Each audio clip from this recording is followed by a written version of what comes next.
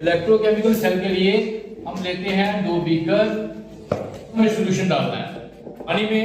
इनका सॉल्यूशन बनाना है किसका?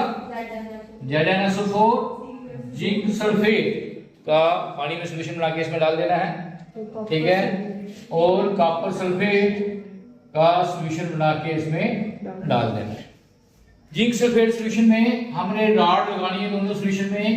जिंक सल्फेट सॉल्यूशन में लगाएंगे जिंक की रॉड और कॉपर सल्फेट सॉल्यूशन में लगाएंगे कॉपर की रॉड। कॉपर रॉड ये है जिंक रॉड। इन दोनों रॉडों को कनेक्ट करेंगे, दोनों रॉड को कनेक्ट करेंगे वायर की मदद से। एक कॉपर वायर की मदद से और उसमें लगी होगी एक की और एक लगा होगा गैल्वेनोमीटर, ठीक है। Rod of 2 beaker are connected with the help of copper wire. However, the solution of 2 beaker are connected with the help of a salt KCl plus अगर सुन ले। इलेक्ट्रोकेमिकल सेल बनाने के लिए हमने 2 कंटेनर लिए, ठीक है। दोनों में डाले सॉल्यूशन, एक्व सॉल्यूशन पानी में डाल के। एक में जिंक सल्फेट सॉल्यूशन, एक में copper sulphate solution. Zinc sulphate solution में जिंक रॉड डाली, कॉपर सल्फेट सॉल्यूशन में कॉपर रॉड डाली। इन दोनों रॉड को कनेक्ट कर दिया with the help of wire, और उस वायर के साथ लगी है एक स्विच लगा है जिसको की बोलते हैं, और एक गैल्वेनोमीटर लगा है जो बताता है कि करंट पास हो रहा है या नहीं हो रहा है, ठीक है। इसकी जो नीडल है, ये नीडल जो है ऐसे 0 पे है, जैसे करंट पास होगा ये हिलना शुरू हो जाएगी, ठीक है। और ये 2 सॉल्यूशन जो है बीकर के, इनको भी आपस में कनेक्ट किया गया है। वो किसी मदद से एक जू शेप ट्यूब, जू शेप इन्वर्टेड उल्टी करके, जू शेप इन्वर्टेड ट्यूब जिसको हम बोलते हैं साल्ट ब्रिज। क्यों बोलते हैं साल्ट ब्रिज? क्योंकि इसमें साल्ट है, साल्ट का सॉल्यूशन है। कौन सा साल्ट? कोई भी स्ट्रॉन्ग इलेक्ट्रोलाइट ले सकते हो, जैसे हमने लिया है KCl पोटेशियम क्लोराइड। और अगर क्या है, एक गम टाइप सॉल्यूशन है, जेल टाइप सॉल्यूशन है। जेल टाइप लिक्विड होता है, उसमें हमने इसको मिक्स किया है, उसमें सॉल्यूशन बनाया है अगर में। और नीचे हमने कॉटन प्लग लगा दिए हैं। This is cotton plug, COTT cotton plug. Cotton plug क्यों लगाया है? ये सॉल्यूशन एकदम बाहर ना आ जाए, ठीक है। बंद भी नहीं करना है, अगर बंद करेंगे तो कनेक्शन कैसे रहेगा? इस सॉल्यूशन का और साल्ट ब्रिज का आपस में क्या है? कनेक्शन है ना, कनेक्शन है। तो इसका कॉटन लगाया है। कॉटन से अगर चाहे तो जे भी अंदर जा सकता है, जे भी बाहर आ सकता है, ठीक है। ये थी construction of electrochemical cell. Electrochemical cell. अब सेल काम कैसे करता है? जैसे ये सारे कनेक्शन कंप्लीट हुए, अपने आप ही हमने कोई बिजली नहीं लगाई है, हमने कोई करंट नहीं दिया इसको। जो वोल्ट मीटर की नीडल थी वो हिलना शुरू हो गई।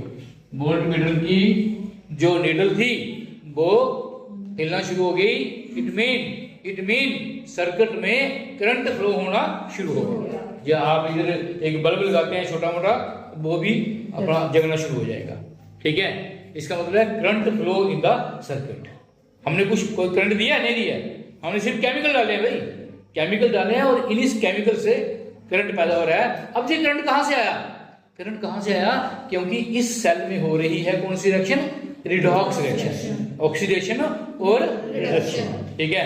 एक में ऑक्सीडेशन होगी, एक में क्या होगी? रिडक्शन होगी। ऑक्सीडेशन इधर होती है, और जिस पे ऑक्सीडेशन होती है उसको हम क्या बोलते हैं? एनोड। क्या बोलते हैं? एनोड। आपने याद रखना है, एनोड पे हमेशा ऑक्सीडेशन होती है और कैथोड पे हमेशा क्या होती है? कैथोड पे हमेशा क्या होती है? रिडक्शन। तो ये है, इसको बोल देते हैं oxidation half cell, oxidation half cell, और इसको बोलते हैं रिडक्शन हाफ सेल। क्योंकि हम ये भी कई बार लिखते हैं कि इलेक्ट्रोकेमिकल सेल 2 हाफ सेल का बना होता है, एक ऑक्सीडेशन हाफ सेल, एक रिडक्शन हाफ सेल। वो यही है। कुछ टाइम के बाद हमने जब देखा वोल्ट मीटर तो डिफ्लेक्शन दे रहा था, जिंक जो है start losing its weight, zinc rod का वेट कम होना शुरू हो जाता है, इसका वेट बढ़ना शुरू हो जाता है। जिंक सल्फेट का जो कलर होता है वो भी फेड अप होना शुरू हो जाता है। जिंक सल्फेट का ब्लू कलर जो है वो भी ग्रीन कलर जो है उसका कलर फेड अप होना शुरू हो जाता है। तो ये कुछ बातें नोट की जाती हैं, वो हम जहाँ नहीं लिखेंगे, हम सीधी रिएक्शन देखेंगे। इलेक्ट्रोकेमिकल सीरीज पढ़ी होगी, दो मेटल है, एक जिंक है एक कॉपर है, कौन जल्दी इलेक्ट्रॉन लॉस करता है? ऑक्सीडेशन पावर किसकी ज्यादा है? जिंक की है या कॉपर की? हमने एक गैल्वेनाइजेशन पढ़ा था कि लोहे पे हम जिंक की कोटिंग करते हैं, कॉपर की नहीं करते। क्यों? क्योंकि जिंक जो है जल्दी इलेक्ट्रॉन छोड़ देती है, और जिंक क्या करती है? जिंक की ऑक्सीडेशन पावर क्या है? ज्यादा है। ऑक्सीडेशन क्या होती है? लॉस ऑफ इलेक्ट्रॉन या इलेक्ट्रॉन? Loss of electron. तो देखो रिएक्शन, वर्किंग या रिएक्शन, वर्किंग कैसे लिखेंगे? एट एनोड पे क्या होगा? जिंक जो है, जिंक सॉलिड है, जिंक मेटल ये वाली रॉड, ये हजारों करोड़ों एटम की बनी हुई है। इससे जो जिंक का एटम है वो दो दो इलेक्ट्रॉन लॉस करना शुरू हो जाएगा। जिंक की ऑक्सीडेशन होती है, ये दो दो इलेक्ट्रॉन लॉस करना क्या हो जाएगा? शुरू हो जाएगा, दो इलेक्ट्रॉन लॉस करेगा, और जिंक के ये जो आयन है ये इस सॉल्यूशन में आना शुरू हो जाएगी। जिंक रॉड के, समझिए, जिंक रॉड से जितने भी जिंक एटम है आस्ता आस्ता आस्ता आस्ता ये जिंक 2 पॉजिटिव आयन जहां से जाएंगे, दो इलेक्ट्रॉन लॉस किए, ये इलेक्ट्रॉन बाहर से इधर चले जाएंगे, और जिंक आयन जो है, आयन कभी भी सॉलिड नहीं होते, तो किसमें आ जाएंगे? सॉल्यूशन में आ जाएंगे। ठीक है, this is oxidation reaction, oxidation हो गई।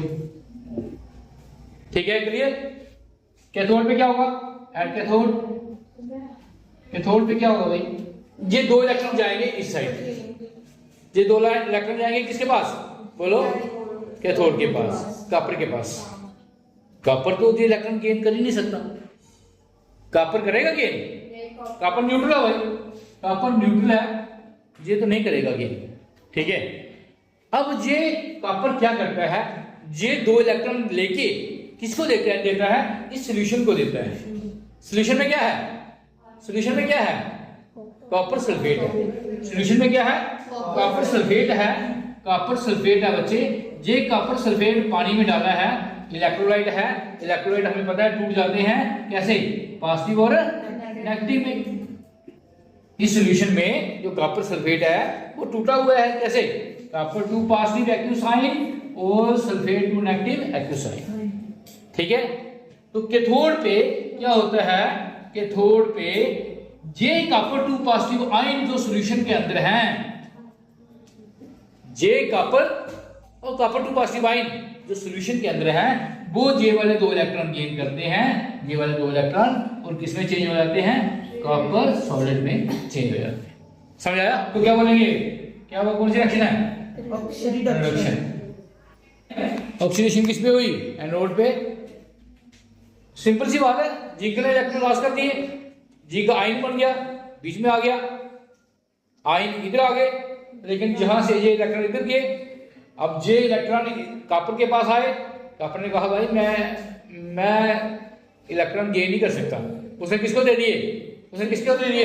इस सॉल्यूशन में जो कॉपर 2 पॉजिटिव आयन और सल्फेट 2 नेगेटिव है, ये कॉपर 2 पॉजिटिव को देता गया, और इस सॉल्यूशन के अंदर जितना भी कॉपर 2 पॉजिटिव है वो किसमें चेंज होता गया? वो कॉपर मेटल में चेंज होता गया और इसके साथ चिपकता गया। इस कारण वो कहता है कि इस रॉड का वेट कम होता जाता है और इस रॉड का वेट बढ़ता जाता है। समझ आया? ठीक है, तो ये था, ये रिएक्शन थी दो, एनोड पे और कैथोड पे। ओवरऑल रिएक्शन, ओवरऑल रिएक्शन क्या होगी? क्या होगी बोलो? जिंक 2 पॉजिटिव में चेंज हो गया, लॉस ऑफ इलेक्ट्रॉन, ऑक्सीडेशन हो रही है, जिंक की ऑक्सीडेशन हो रही है, और कॉपर 2 पॉजिटिव जो है वो क्या कर रहा है? गेन कर रहा है। इसकी क्या हो रही है? रिडक्शन हो रही है। ये लॉस कर रहा है इलेक्ट्रॉन और वही इलेक्ट्रॉन ये गेन कर रहा है। जहां से लॉस हो रहे हैं और इसके अंदर जो आयन बैठे हैं वो गेन कर रहे हैं, और ये काम चल रहा है। ये था इलेक्ट्रोकेमिकल सेल।